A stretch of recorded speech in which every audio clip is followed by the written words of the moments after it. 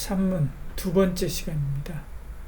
질문은 이것입니다. 제3계명에서 금지된 죄는 무엇인가? 답변은 이렇게 이야기합니다.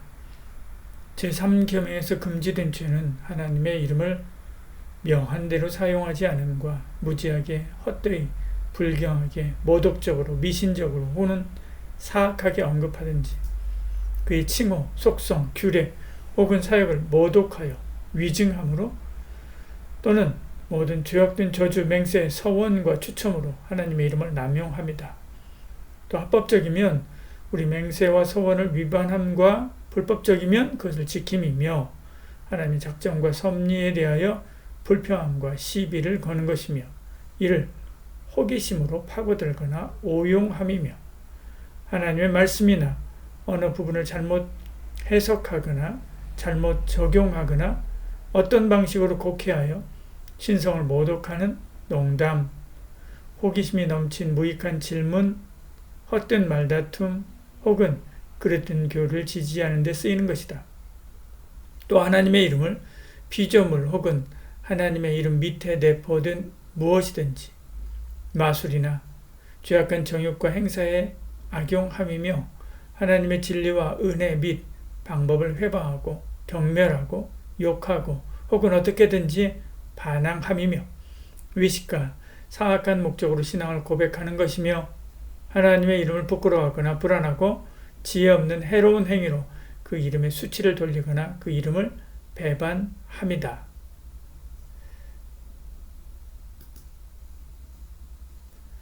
우리는 지난 시간에 제3계명에서 금지된 죄는 하나님의 이름을 명한 대로 사용하지 않음과 무지하게, 헛되이, 불경하게, 모독적으로, 미신적으로 혹은 사악하게 언급하든지 그의 칭호, 속성, 규례 혹은 사역을 모독하여 위증함으로 여기까지 함께 나누었습니다. 오늘은 이어서 이제 나누게 되겠습니다. 또는 모든 죄악된 저주, 맹세, 서원과 추첨으로 하나님의 이름을 남용합니다. 이야기합니다.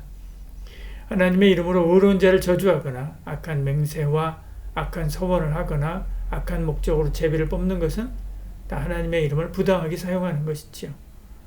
성경은 여러 곳에서 저주하지 말 것을 언급합니다. 부모를 저주하지 말라 출애굽기 21장이요.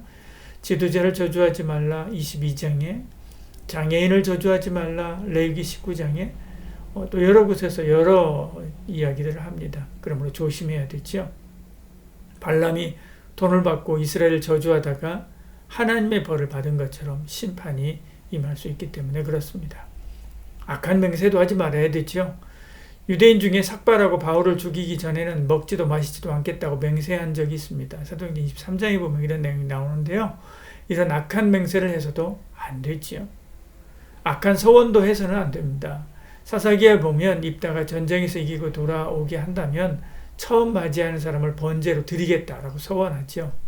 결국 자기 딸을 번제로 드립니다. 하나님을 위한다고 하지만 하나님이 원하지 않는 인신제사를 약속하는 것부터가 잘못된 것이죠. 악한 제비도 뽑아서는 안 됩니다. 하만이 유대인을 학살할 날을 정하기 위해서 제비를 뽑지요. 이렇듯 악한 의도로 제비를 뽑아서는 안 됩니다. 사기꾼들이 뽑기를 조작하는 것도 다 이런 악한 제비 뽑기라고 할 수 있고요. 승부 조작도 넓은 의미에서 이런 악한 제비 뽑기라고 할 수가 있는 것이죠. 하나님이 하만을 심판하듯이 벌을 내리게 될 것입니다. 또 합법적이면 우리의 맹세와 서원을 위반함과 그렇게 이야기합니다. 우리가 하나님께 맹세하고 서원하는 것이 있습니다. 다급할 때 그런 약속을 하곤 하죠. 문제는 다급한 일이 끝났을 때입니다. 그때는 약속을 잊어버리죠.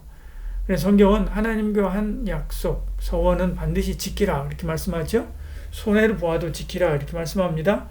에스겔서에서는 그런 이스라엘 백성에 대해서 하나님께서 분노하기까지 하죠. 에스겔 17장 19절에 이렇게 말씀합니다. 주 여호와의 말씀이니라 내가 나의 삶을 두고 맹세하노니 그가 내 맹세를 업신여기고 내 언약을 배반하였은즉 내가 그 죄를 머리에 돌리되 이렇게 말씀하죠. 맹세를 업신여겼다 이렇게 말씀하죠. 하나님 앞에 행하였던 맹세와 소원들을 생각해 보십시오. 그리고 주 앞에서 그것을 지키고 또 실천하시길 바랍니다. 하나님은 다 기억하고 계시지요. 불법적인 경우에 그것을 지킴이며 이야기합니다. 근데 반대의 경우도 있다는 거지요. 오랜 명세와 서원을 했어도 그것이 불법적이고 옳지 않다면 지켜야 돼서는 안 되지요. 지키면 안 되지요. 마가복음 6장 26절에 보면 왕이 심히 근심하나 자기가 맹세한 것과 그 안전자들로 인하여 그를 거절할 수 없는지라 이렇게 말씀하죠. 헤롯이 잔치에서 춤을 춘 자기 딸에게 세상 무엇이든 구하는 대로 주겠다라고 약속하죠. 딸은 세례 요한의 머리를 달라라고 이야기합니다. 헤롯은 그러기 싫었습니다. 그러나 사람들 앞에서 한 약속이라 어쩔 수 없어서 지키지요. 그 일로 세례 요한은 순교합니다. 우리의 법도 불법을 약속한 경우에 그것을 지키지 않아도 된다라고 말합니다. 하물며 하나님의 법에서 허용하겠습니까? 이럴 때는 오히려 지키는 것이 하나님의 이름을 망령되이 일컫는 것이 됩니다. 왜냐하면 하나님과 약속이 우선인데 그 약속과 반대되는 후속 약속을 지킨다는 것은 하나님을 무시하는 처사이기 때문에 그렇죠. 예를 들어서 세상 사람과 어떤 약속을 했습니다. 나중에 그것이 세상 법에는 별 문제가 안 되지만 하나님의 법에는 옳지 않은 것임을 알게 됐습니다. 그때 그것을 지켜야 되는가? 그렇지 않아야 되는가? 갈등하죠. 이때 그래도 지키는 것이 하나님께 영광이 되지 않느냐라고 말할 수 있지만 그렇지 않습니다. 하나님의 뜻이 먼저지요. 하나님의 말씀이 금하는 것은 어떤 경우라도 해서는 안 되는 거지요. 하나님의 작정과 섭리에 대해서 불평함과 시비를 거는 것이며 이렇게 말씀합니다. 하나님의 하신 일에 대해서 불평하는 것은 못마땅해야 하는 것이고요. 시비를 거는 것은 반대하는 것입니다. 예를 들어서 내게 어떤 사고가 났습니다. 평범하지 않는 일이지요. 교통사고일 수도 있고 의도하지 않은 사업 실패일 수도 있고 질병일 수도 있습니다. 그때 왜 나를 이렇게 괴롭힙니까? 라고 불평할 수 있습니다. 혹은 이거 아니잖아요 라고 반대할 수도 있지요. 우리가 위기를 만날 때 이런 기도 충분히 할 수 있습니다. 이것도 역시 제3계명을 어기는 것이지요. 우리는 거기에 어떤 특별한 섭리가 있는지 잘 모릅니다. 묻지도 따지지도 않고 내 생각과 다르다고 이렇게 불평하고 불만하는 것은 자기가 하나님보다 지혜롭다고 생각하는 것이기 때문에 그런 거지요. 어떤 경우라도 엎드려 하나님의 뜻을 물을 따름입니다. 이를 호기심으로 파고들거나 오용함이며 그렇게 말씀하죠. 여기 이것은 앞서 말한 하나님의 작정과 섭리를 말합니다. 호기심으로 파고드는 것, 이것도 제3계명을 어기는 거죠. 예를 들어서 헤롯 같은 경우입니다. 헤롯이 예수님을 호기심으로 만나고자 했습니다. 그런데 빌라도가 헤롯에게 예수님의 재판을 넘겨주었을 때 기뻐하죠. 기적 행하는지 보려고 예수님을 재판합니다. 호기심이 나쁜 것은 아니지요. 그러나 경외심이 전혀 없이 그저 순전한 호기심으로 하나님의 속성, 규례 혹은 사역에 대해서 혹은 하나님의 섭리에 대해서 파고들어 연구하는 것, 이것도 제3계명을 어기는 것이라고 할 수가 있습니다. 나가서 오용해서는 더욱더 안 되지요. 잘못 적용하는 것입니다. 바울이 죄가 많은 곳에 은혜가 많다라고 이야기하니까 그러면 은혜를 더하기 위해서 주를 지어야겠네? 라고 말할 수 있습니다. 이에 대해서 어떻게 그렇게 적용할 수 있느냐라고 바울이 책망하지요. 로마서 6장 1절 2절 이렇게 말씀합니다. 그런즉 우리가 무슨 말하리요? 은혜를 더하려고 주에 거하겠느냐? 그럴 수 없느니라 이렇게 말씀하지요. 그럴 수 없습니다. 사사로운 적용, 자기 합리화를 위한 적용은 하나님의 이름을 망령되이 일컫는 것이 되지요. 다음 부분은 그것을 더욱더 깊이 말합니다. 하나님 말씀이나 어느 부분을 잘못 해석하거나 잘못 적용하거나 이렇게 이야기하죠. 하나님의 성경을 개인적으로 적용해서는 해석하고 적용해서는 안 됩니다. 베드로후서 1장 20절은 먼저 할 것은 성경의 모든 예언을 사사로이 풀 것이 아니니 이렇게 말씀합니다.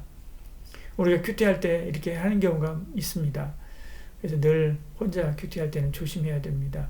이단들이 다 성경을 사사로이 해석하다가 시작됐습니다. 하나님 말씀을 잘못 적용해서도 안 됩니다. 잘못된 적용을 통해서 하나님의 사람을 낙심하게 하거나 죄인을 용감하게 만들어서도 안 되는 거지요. 노예제도를 옹호하던 사람들도 나름대로 성경에서 말하는 근거를 가지고 그렇게 했습니다. 그들은 가나안은 저주를 받아 형제의 종들의 종이 되기를 원한다라고 하는 말씀으로, 이 말씀을 근거로 해서 그들은 노예제도를 합법화했지요. 창세기 9장 25절 말씀입니다. 이것은 모든 흑인에게 적용하는 것은 잘못된 해석과 적용인 거죠. 천동설을 지지하던 사람들도 잘못된 성경 적용 때문에 그런 것입니다. 그들도 시편 19편이나 여호수아 10장이나 이런 말씀들을 근거로 자기 주장을 합니다. 보십시오. 시편 104편 5절에는 이렇게 말씀합니다. 땅에 기초를 놓으사 영원히 흔들리지 아니하게 하셨나이다. 이렇게 이야기하죠. 이렇게 말씀하시니까 땅이 흔들리지 않는 것이라고 생각한 거죠. 돌면 안 되는 것입니다. 그러나 시편은 과학서적이 아니라 문학입니다. 내 눈동자는 호수라고 해서 그 안에 정말로 물이 있는 것이 아니죠.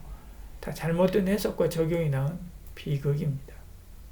그러므로 하나님 말씀을 해석하고 적용하는 것은 조심스럽게 전후 문맥과 성경 전체의 사상과 맥락을 따라서 해야 합니다.